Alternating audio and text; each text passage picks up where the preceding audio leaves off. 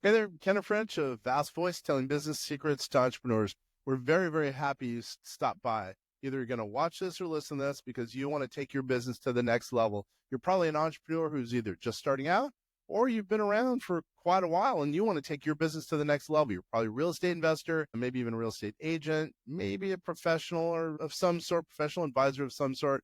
And well, you are stopping by because you need some valuable advice from one of the top industry leaders there is. Anyway, thank you very much. Once again, Kenneth French, Vast Voice, telling business secrets to entrepreneurs. Really glad you stopped by. Estate planning. I know it's something you keep putting off, but it's something you need to do. We have so many clients who keep saying, oh, I'll do it tomorrow. I'll do it next month, whatever the case is. And it can end up costing their heirs tons and tons of money. Well, Bob Bluhm's going to talk to you in such a way that it's going to make sense and actually maybe even make you actually want to hurry and get on with the process because you know it'll end up saving you money. Bob, thanks for being here. You're welcome, Kenner. Thank you for having me. And we're going to talk today about when planning becomes protecting, because estate planning really is protecting your family. We're going to talk about how it actually helps you and your family, not just your family, but how estate planning really, really, truly helps you.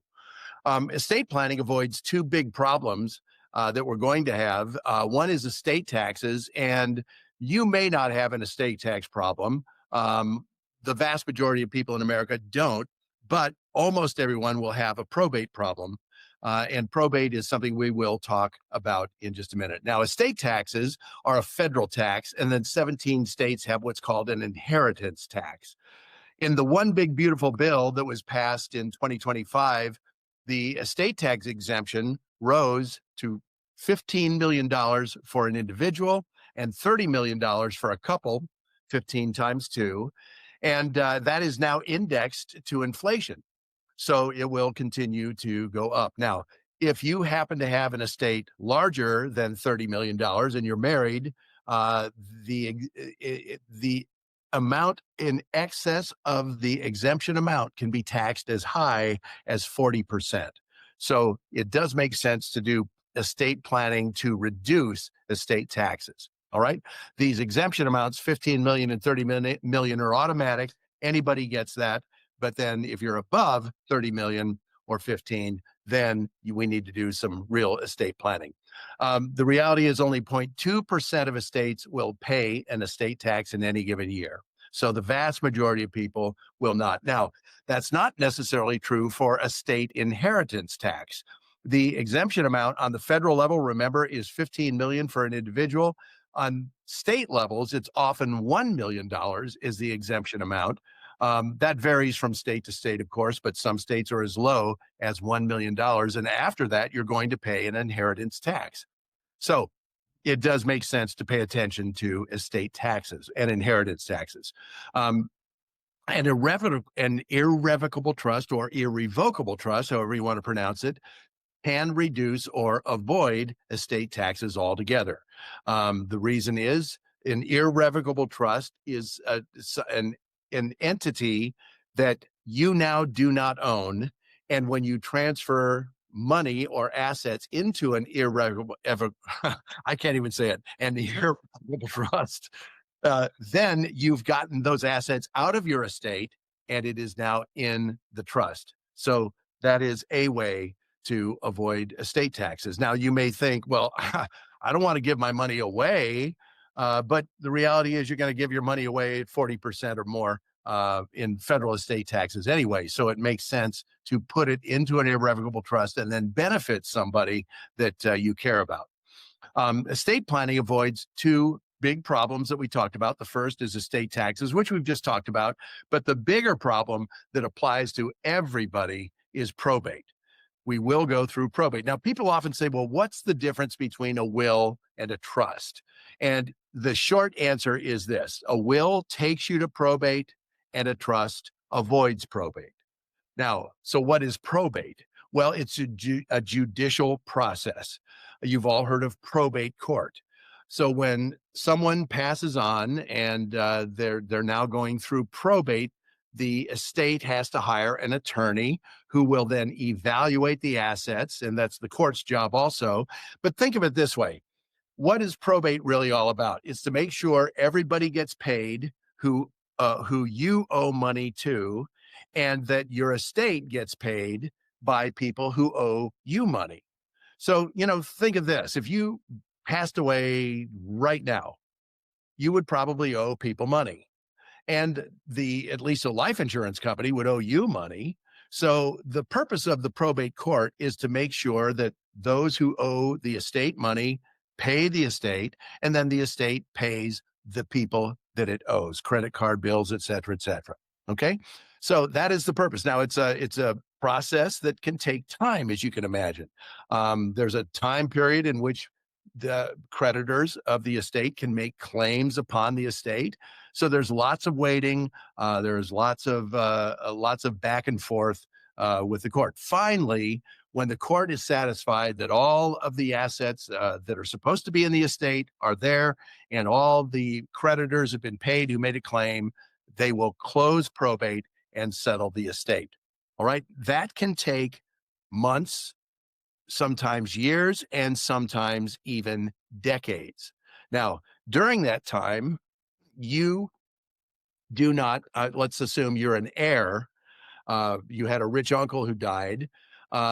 During the probate process, you don't own the assets that you're about to inherit. And the problem is pretty serious in many cases. There was a woman who came to us. She had not been a client, and she had a problem because her father had left a home to her and her brother. Now, the property was in probate and had been for 10 years. And the reason is that the brother would not leave the house. He was already living in the house. He was a hoarder, and the house was falling apart. She couldn't do anything about it because she didn't have title to the home because probate had not been closed.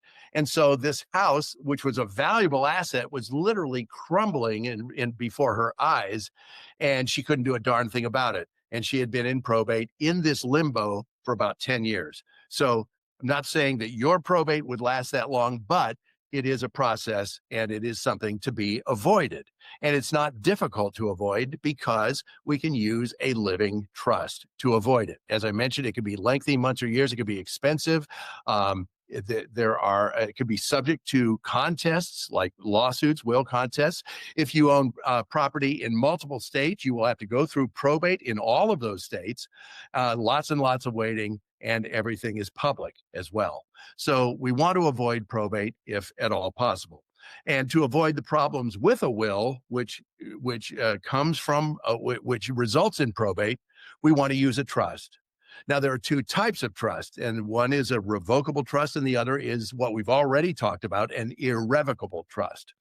A revocable trust is what we're going to talk about because that will be the most commonly used tool to avoid probate. Remember, irrevocable trusts are generally used to protect against estate taxes. There are other uses as well, but primarily estate taxes for this discussion. All right, now revocable means just that. You can revoke it. You retain complete control over the trust. You can change anything about the trust at any time, and you can just tear up the trust whenever you want to. You can revoke it, in other words, and put the assets back in your personal name if you want to. A revocable living trust simply means the living part means you set it up while you're living, as opposed to a trust that is called a testamentary trust, which becomes effective when you pass away. So a living trust is a trust that we set up now during our lifetimes. The living trust is great because it eliminates probate. Your estate can be distributed within days or even weeks. There's no court involved at all, instead of dragging it out for months or years. All questions are answered, relieving your loved ones from having to decide, well, what did mom want? What did dad want? You're going to see how the trust really solves a lot of problems. There are no expensive legal fees or court costs because you're not going to probate court. You don't have to hire an attorney. And for many people, one of the most important parts of a living trust is it maintains your family's privacy. Steve Jobs, when Steve passed away, he had used a living trust simply because he didn't want the world to know what he had and what his family was going to inherit from him. And that's a very important feature of a living trust. Another aspect of a living trust is while your will can be contested in court, you've heard of will contests, a living trust cannot be contested in court. Furthermore, one living trust where you live protects you from probate in all states. So again, no living trust, you could potentially go through probate in multiple states, and one probate's bad enough, you don't want 3 or 4. So one living trust will eliminate probate in all states. A living trust specifies how your assets will be passed on and to whom. So once again, this makes it very, very clear what your wishes are, and it prevents the kids from having to second guess and fight over assets, which is the last thing you would want. You know, as parents, we all want our kids to love each other, get along, help each other. And I've seen families torn apart fighting over the assets that mom and dad never really specified who was going to get what. A living trust can provide for not only your kids, but also your grandkids. You can have generation skipping in many cases. I think the most important thing about a living trust is it provides for your care in your later years as part of a complete estate plan. And most importantly, your estate plan solves many, many problems, many matters. So a living trust is only one part of a complete estate plan. In the second column, the living trust is at the top, but there are many, many other documents in a complete estate plan. And I'm going to go through what those are, what they do, and why they're important. So a revocable living trust, as I mentioned, is only one part of a complete estate plan. But once again, your estate plan solves many, many problems that you haven't even thought about, because these problems often don't arise until a later stage of life. And we're not there yet, but we want to plan for those, because if we fail to plan, it can be too late. One question is, who do you want to raise your minor children if you both are gone? Assuming you're a couple. Many couples come to me with their greatest fears, and that is, what if we're both taken in a car accident or something? Who's going to raise the kids? And the short answer is, a complete estate plan allows you to designate a guardian. And without that designation, the state will decide who will raise your children. And that could be the brother-in-law that you absolutely do not want to raise your children. All right. So you get to decide who will raise the kids if the worst happens. What if you don't get all of your assets into the trust before you die? Because we're always buying things. Well, we have, as part of the estate plan, what is called a pour-over will. And a pour-over will does just that. At the moment of death, it pours over all of the assets you did not get into the trust so that the assets can be distributed according to the wishes that you've specified in the trust. All right? Very important thing. Now, you may still have to go through probate on those assets, but at least they will be distributed according to the terms of the trust. You know, what if you can't communicate? You know, you're in a coma, maybe. This is the Terry Schiavo case. Those of you who are old enough could remember the Terry Schiavo case. Terry was a young woman in her 20s, and inexplicably, she went into a coma, and her husband, and by the way, this was a coma from which she never recovered. She was in this coma for several years. Her husband, understandably, wanted to move on and wanted to, get on with his life. Terry's parents wanted to keep her on life support for a long, long time, and if in fact never take her off of life support, because when they visited her, they claimed to detect some responses from her, believing then that she would come out of the coma at some point. So it was a fight between her current husband and her mom and dad. Do we leave Terry on life support for as long as it takes for her to come out of the coma, or do we let her die naturally, take her off life support? What would Terry want? Nobody knew, because no one had ever asked the question. What would you want in that situation? Would you want to be kept alive on machines for indefinite periods of time, or would you want to be able to expire just naturally? That's the question. Well, in Terry's case, the governor of Florida, the state where she lived, got involved. The president of the United States got involved. Gallup was taking polls. What should they do? It was a huge fight. Finally, it was resolved in the courts, and the husband prevailed. In other words, the court ordered that Terry would be taken off of life support and allowed to expire naturally. Well, how can we prevent that terrible situation from happening? We would have what is called a living will, also called an advanced medical directive, which tells your doctors and your family what your wishes are. If I'm in a terminal condition, do you want me to be kept alive, in as long as possible, or do I want to just simply expire naturally? What would you want? This is the opportunity for you to express those wishes. Another personal example: my mother-in-law passed away from terminal cancer at age 53. She did not have a living will, and excuse me. She was not communicative, and in the hospital for many, many months. It really tore the family apart. A faction of the family wanted to save her, under all circumstances. Another faction of the family said, no, that's not what mom would want. She would never, ever want this. And the family was fighting over it. Finally, through enough time and compromise, the family finally reached a resolution, but there were a lot of hard feelings. So we don't want that situation to occur. Now, many people already have a living will, because anytime you go into the hospital for a medical directive, every time I see my doctor for a physical, he makes sure that I fill out a medical directive. So if you have one, which you probably do, it would be wise to at least review that and maybe possibly even redo it to make it consistent with your overall estate plan. All right. You'll see what I mean. What if you can't communicate? Who's going to make those medical decisions for you? Going back again to my mother-in-law, who could not communicate. The doctors would come in and say, we think we can do this procedure and relieve pain. Well, she couldn't provide informed consent.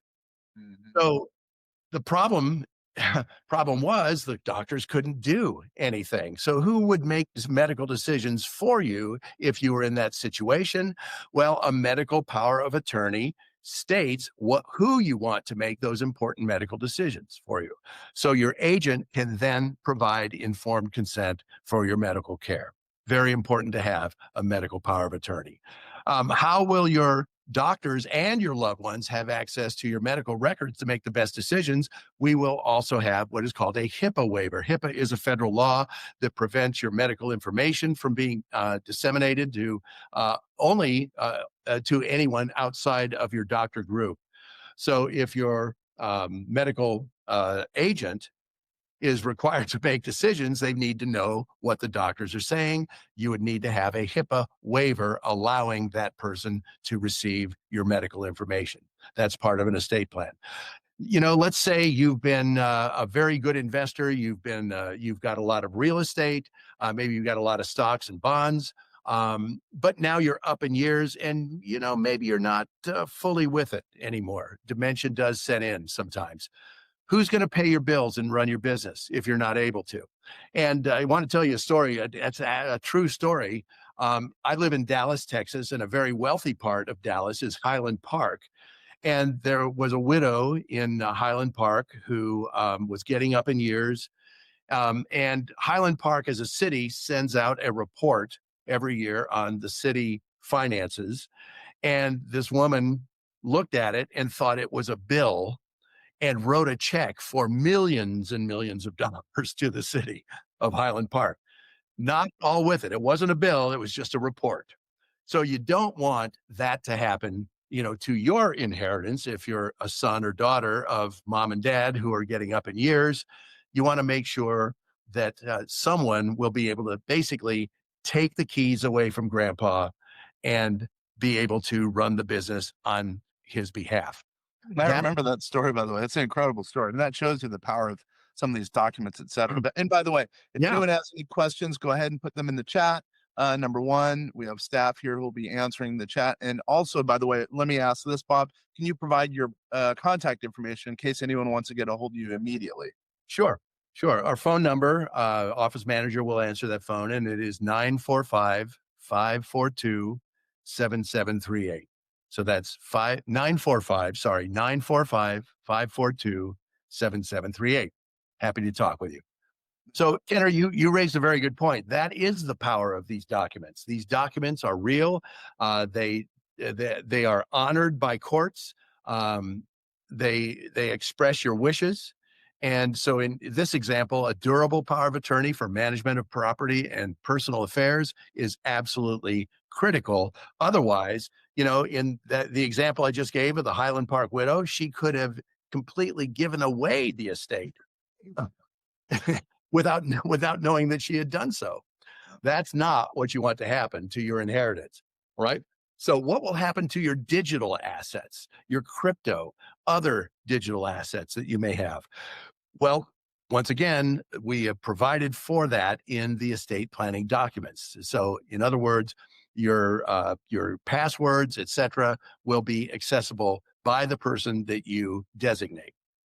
Now, how can we all have things that are important to us, whether they're antiques or jewelry or musical instruments or gun collections or whatever it may be. I don't know if those things are going to go to the people who are actually going to care about them. Well, the way we designate that is with a simple document, which is a instruction for the distribution of our personal property. So under beneficiary, we actually just fill this out with a pen and paper and put, my daughter, Susie, is to receive my wedding ring, says mom. Or, my son, Chip, will receive my gun collection, says dad. So that prevents, once again, the kids from fighting over stuff that maybe I wanted the gun collection and Chip's going to get it. Now I'm, kind of ticked off. Well, but you know what? That's what dad wanted. So let's let it be, right? Prevents kids from fighting over your assets. That's the last thing any parent would want. So not that long ago in 2021, I reached out to another firm and asked them, what do you guys charge for trusts? And this was their response. Now, this was 2021, prior to serious inflation that has taken place. An individual trust was $5,000 for that they would charge. A trust package with spouses, joint trusts, were $6,000, and a trust package with 2 individual trusts, that would be a blended family, $7,500. Just to give you an idea. Now, we charge half of any of that for most of this. So just letting you know. So why should you plan your estate? Why bother? Because, and I'll tell you, why do people put this off?